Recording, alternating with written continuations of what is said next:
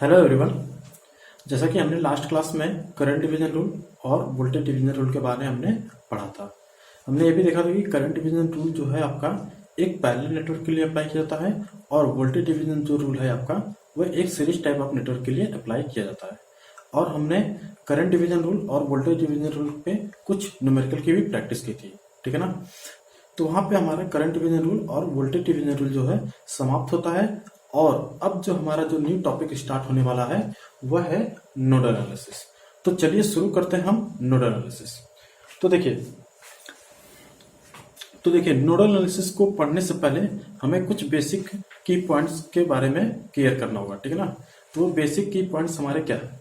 तो देखिए पहला की पॉइंट्स आपका ये है कि आपको नोड के बारे में पता होना चाहिए, ठीक है, कि नोड किसे कहते हैं और नोड कितने टाइप्स के होते हैं। तो मैंने आपको लेक्चर नंबर शायद 1 या 2 में आपको नोड्स के बारे में मैंने बताया है कि नोड्स जो है वो आपका क्या होता है कि किसी सर्किट में वो पॉइंट होता है जहां पे दो या दो से अधिक इलेक्ट्रिकल कंपोनेंट या इलेक्ट्रिकल एलिमेंट क्या होते हैं आपस में कनेक्टेड होता है, ठीक है ना। तो नोड को दो कैटेगरी में रखे थे हमने। पहला क्या था? सिंपल नोड था आपका, ठीक है। सिंपल नोड ऐसा पॉइंट होता है सर्किट में जहां पे क्या होता है कि दो इलेक्ट्रिकल एलिमेंट आपस में क्या होते हैं कनेक्टेड होते हैं, ठीक है ना। तो यहाँ पे मैं लिख देता हूँ सिंपली टू का मतलब क्या हुआ कि दो इलेक्ट्रिकल एलिमेंट वहां पे कनेक्टेड है। और दूसरा क्या था आपका? प्रिंसिपल नोड था। प्रिंसिपल नोड का मतलब कि सर्किट में एक ऐसा पॉइंट जहां पे दो से अधिक इलेक्ट्रिकल एलिमेंट अगर कनेक्टेड है तो उस नोड को हम क्या बोलते थे? प्रिंसिपल नोड बोलते थे, ठीक है ना। तो इसका मतलब क्या था कि यहाँ पे 2 प्लस था ना, यहाँ पे क्या था? 2 प्लस नोड, ठीक है ना। 2 प्लस इलेक्ट्रिकल एलिमेंट यहाँ पे क्या थे? कनेक्टेड थे, तो उसको हम क्या बोलते थे? Principal node. तो नोडल एनालिसिस में हमें प्रिंसिपल नोड की जरूरत पड़ेगी। किसकी जरूरत पड़ेगी? प्रिंसिपल नोड की, ठीक है ना। ऐसे नोड को हम फाइंड आउट करेंगे जहां पे दो से अधिक इलेक्ट्रिकल एलिमेंट क्या होंगे?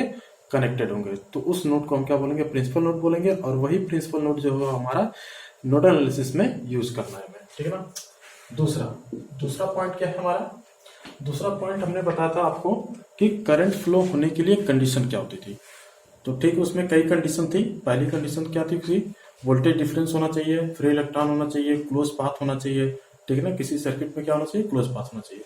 तो वहां पे मैंने आपको एक पॉइंट बताया था कि करंट जो होता है वह high voltage to low voltage क्या होता है? फ्लो होता है, ठीक है ना। तो करंट का फ्लो क्या था? High voltage to low voltage. तो इस पॉइंट को भी आपको क्लियर करना है, ठीक है ना, कि करंट का फ्लो हमको कैसा दिखाना है? High voltage to low voltage, ठीक है। और तीसरे पॉइंट की अगर हम बात करें तो आपको केसीएल एंड केवीएल भी अच्छे से पता होना चाहिए कि केसीएल और केवीएल क्या होता है, उसको हम किसी सर्किट में कैसे यूज करते हैं, ठीक है। तो एक केवीएल और केसीएल का आपको एक अच्छा खासा आइडिया होना चाहिए। और चौथे पॉइंट की अगर हम बात करें तो आपको ओम्स लॉ के बारे में भी क्या होना चाहिए? आइडिया होना चाहिए कि ओम्स लॉ क्या होता है, ठीक है। तो ये जो 4 पॉइंट है ये इसके ऊपर हमने ऑलरेडी सेपरेट वीडियो लेक्चर बना रखा हुआ है, ठीक है।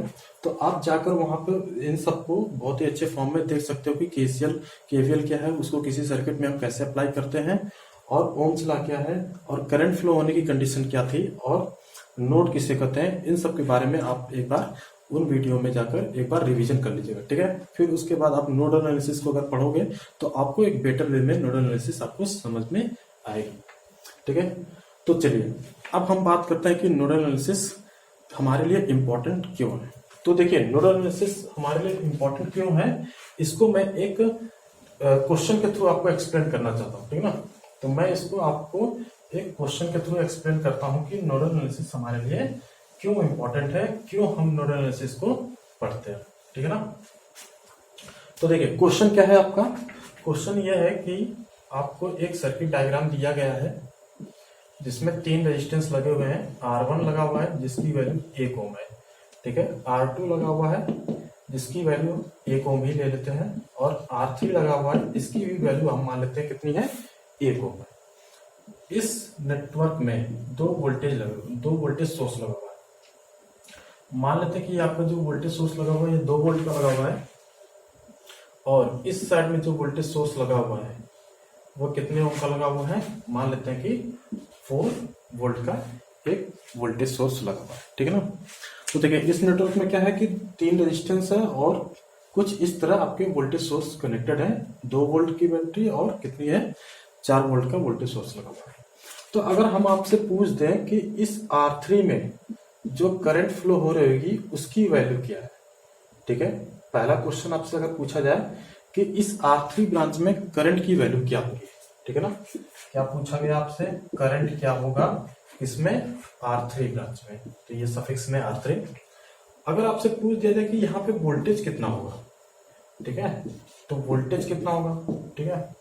तो करंट और वोल्टेज के बारे में अगर आपसे पूछा जाए कि R3 ब्रांच में जो R3 रेजिस्टेंस है उसमें करंट कितना होगा और वोल्टेज कितना होगा, तो उसको आप कैसे अप्लाई कर सकते, कैसे फाइंड आउट करोगे।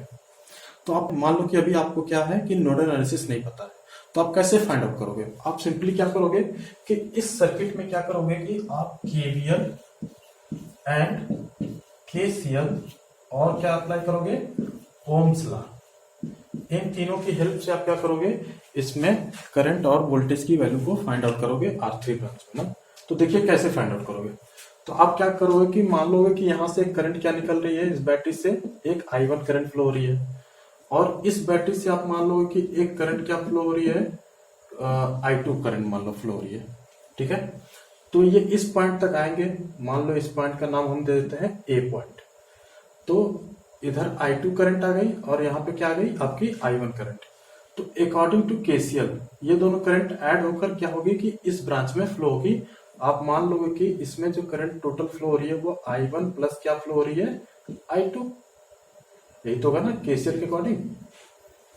KCL क्या होता है कि किसी भी नोड पर आने वाली करंट, मान लो कि यहां से अगर I1 करंट आ रही है और यहां से अगर I2 करंट आ रही है और इसमें क्या करंट फ्लो हो रही है, मान लो I3।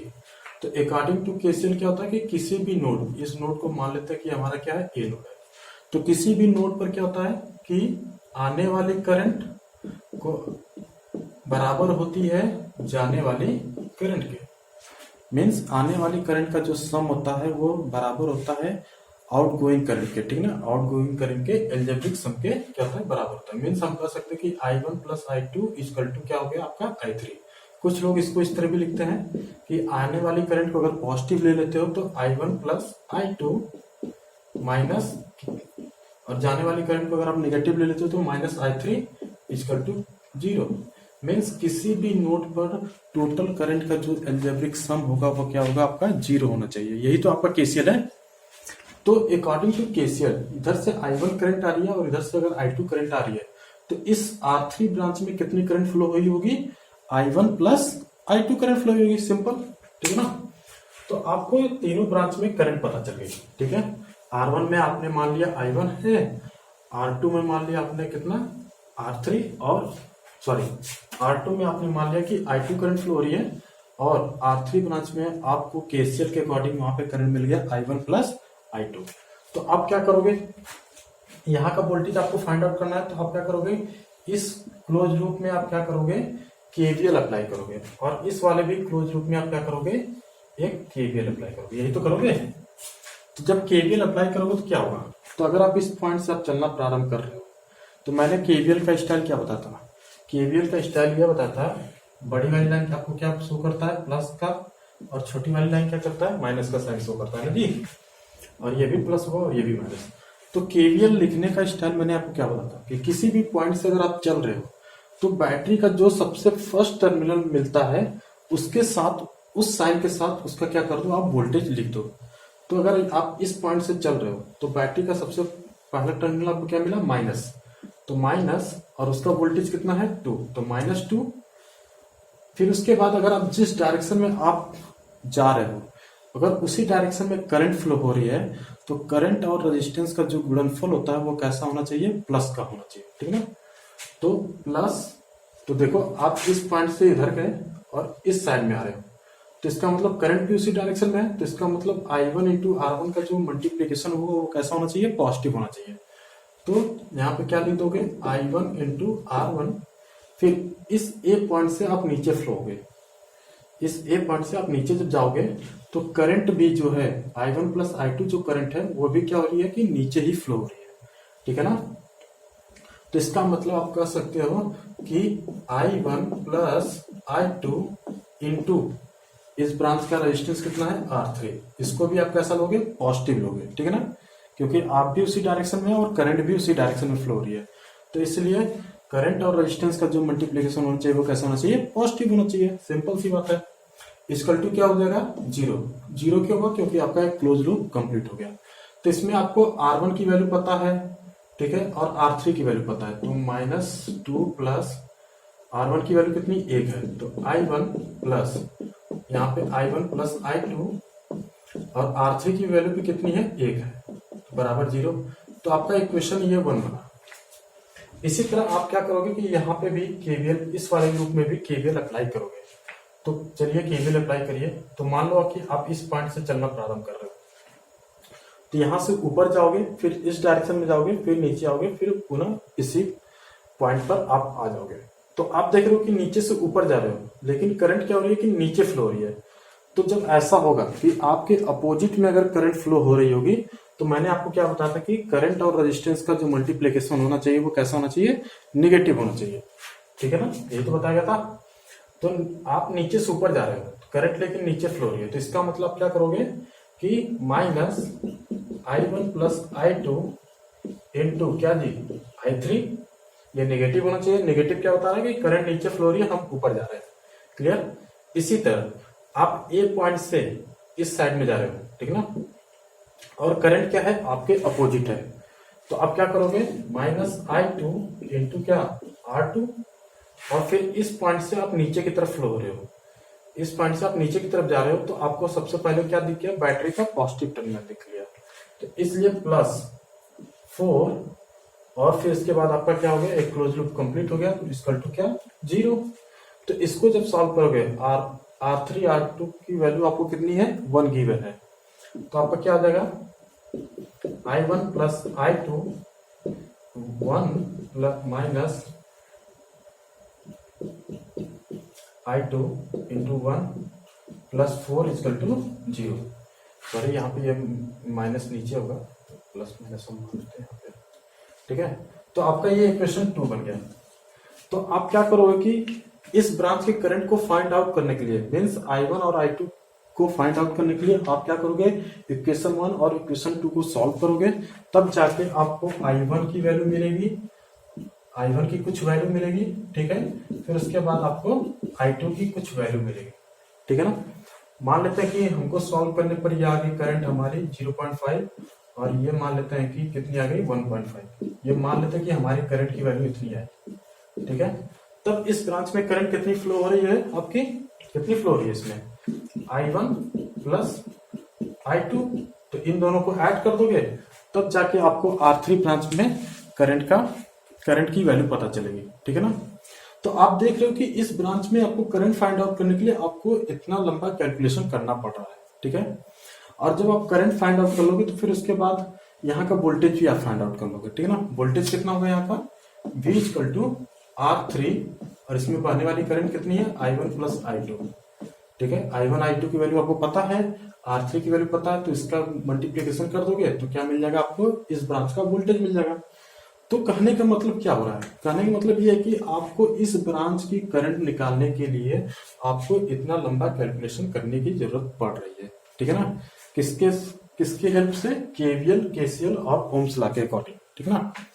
लेकिन इसी जगह अगर आप नोडल एनालिसिस आपको पता होता, तो आप सिंपली एक लाइन में इस ब्रांच की करंट और वोल्टेज को फाइंड आउट कर लेते हैं। कैसे, तो ये देखो, मैं अब इसी क्वेश्चन को क्या कर रहा हूं कि नोडल एनालिसिस के थ्रू सॉल्व कर रहा हूं, ठीक है ना।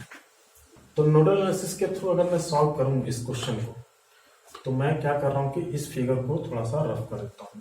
तो देखिए, अब इसी क्वेश्चन को मैं सॉल्व करता हूं with the help of nodal analysis. तो देखिए कितना इजी होगा। तो नोडल एनालिसिस के लिए आपको क्या करना होता है कि आपको प्रिंसिपल नोड फाइंड आउट करना होता है सबसे पहले। तो प्रिंसिपल नोड देखोगे कि आपका ये ए पॉइंट ही है, क्यों, और एक प्रिंसिपल नोड आपका यहाँ पे है, ठीक है ना। तो चलिए मैं सबसे पहले इक्वेशन सॉल्व लिख देता हूँ, फिर मैं आपको उसको एक्सप्लेन कर दूंगा कि उस इक्वेशन को मैंने कैसे लिखा है, ठीक है ना। बस मैं यहाँ पे आपको ये दिखाने की कोशिश कर रहा हूँ कि नोडल एनालिसिस कितना इजी होता है किसी भी सर्किट में अप्लाई करना, ठीक है ना, और कितने इजी वे में हम उस सर्किट को सॉल्व कर सकते हैं। तो देखो मैं नोडल एनालिसिस के थ्रू इसको सॉल्व कर देता हूँ। तो यहाँ का वोल्टेज मैंने मान लिया कितना है, यहाँ पे इस नोड पे इस ए पॉइंट पे जो वोल्टेज है मान लिया V है। तो V-2 और इसका रेजिस्टेंस कितना है R1 प्लस V-4 इसका resistance R2 plus V/R3 equal to 0। ठीक है, तो ये हो गया नोडल इक्वेशन। ये क्या हो गया आपका नोडल इक्वेशन। इस इक्वेशन में आपको सब वैल्यू पता है। R1 की वैल्यू 1 पता है, V-4 R2 की वैल्यू 1 पता है, V/R3 की वैल्यू भी आपको कितनी पता है, कितनी गिवन है 1 और इक्वल टू 0। अब देखो ये एक ही इक्वेशन है, यहाँ से आप V की वैल्यू फाइंड आउट कर सकते हो। यहाँ से V की वैल्यू आप क्या कर सकते हो, फाइंड आउट कर सकते हो। क्लियर। और जैसे ही आपको V पता चल गया तो यहाँ से आप करंट भी फाइंड आउट कर सकते हो। करंट कैसे फाइंड आउट कर सकते हो कि करंट कैसे फाइंड आउट कर सकते हो, जैसे ही V आपको पता चला तो इस ब्रांच में आप क्या कर सकते हो, करंट भी फाइंड आउट कर सकते हो। किसके अकॉर्डिंग, ओम्स लॉ के अकॉर्डिंग। ठीक ना, ओम्स लॉ के अकॉर्डिंग क्या होता है, V equal to I into R। तो वोल्टेज आपको पता चल गया। यहाँ से मान लो कितना आ गया वोल्टेज इसका, कि मान लेते हैं कि 1.5 वोल्ट आ गया, सपोज कर लो। तो यहाँ पे आपको पता चल गया 1.5 वोल्ट और I की वैल्यू चाहिए आपको। रेजिस्टेंस आपको पता है यहाँ का कितना है, R3 रेजिस्टेंस कितना है 1। ठीक है, यहाँ का रेजिस्टेंस कितना पता है आपको 1, तो यहाँ पे 1 वैल्यू रख दिए। तो I की वैल्यू कितनी आ गई 1.5 एम्पियर। देखो इस ब्रांच की करंट आपको आसानी से पता चल गई। तो आप देख रहे हो कि इसी सर्किट में जब हम केवीएल और केसीएल अप्लाई कर रहे थे तो हमारे पास क्या हो रहा था कि प्रोसेस जो था सॉल्व करने का वो क्या था, थोड़ा लेंदी था। ठीक है, लेकिन जब हम नोडल एनालिसिस के थ्रू सॉल्व किए तो बहुत ही कम समय में और बहुत ही छोटे फॉर्मेट में हमने क्या किया कि इस ब्रांच का करंट और वोल्टेज फाइंड आउट कर लिया। ठीक है ना, तो यही एक बहुत बड़ा एडवांटेज है कि नोडल एनालिसिस का, कि किसी भी कॉम्प्लेक्स सर्किट में जब आप नोडल एनालिसिस के थ्रू को सॉल्व करते हो तो वो बहुत ही इजी वे में क्या होता है कि सॉल्व हो जाता है। ठीक है, लेकिन उसी कॉम्प्लेक्स सर्किट में जब आप केवीएल केसीएल के थ्रू उसको सॉल्व करोगे वो तो सॉल्व तो हो जाएगा, लेकिन वो जो प्रोसेस होगा सॉल्व करने का वो क्या होगा, काफी लेंदी होगा और काफी क्या हो जाएगा, कॉम्प्लेक्स हो जाएगा। ठीक है, मतलब कि नंबर ऑफ इक्वेशन बनने लगेंगे जिसको सॉल्व करना क्या होता है, थोड़ा सा डिफिकल्ट होता है। तो इसलिए उस डिफिकल्टी से बचने के लिए हम क्या करते हैं कि नोडल एनालिसिस उस कॉम्प्लेक्स सर्किट में लगाते हैं और बहुत ही इजी वे में हम क्या करते हैं कि पैरामीटर्स को क्या करते हैं, फाइंड आउट कर लेते हैं जो हमसे पूछा गया हुआ। ठीक है ना, तो आपके सामने एक सिंपल एग्जांपल के थ्रू मैंने नोडल एनालिसिस के एडवांटेज को बताया कि नोडल एनालिसिस हमारे लिए क्यों इतना जरूरी है। ठीक है ना, तो नोडल एनालिसिस जरूरी क्यों है, क्योंकि उससे हम क्या करते हैं, बहुत ही इजी वे में हम कोई भी वैल्यू क्या करते हैं, कोई भी वोल्टेज या करंट की वैल्यू को हम किसी भी जगह से फाइंड आउट कर सकते हैं। ठीक है ना, मीन्स कहने का यह हुआ कि नोडल एनालिसिस क्या है, आपका समय क्या करता है, कैलकुलेशन के समय को क्या करता है, बचाता है। ठीक है ना, तो इसलिए हम नोडल एनालिसिस को पढ़ते हैं। क्लियर।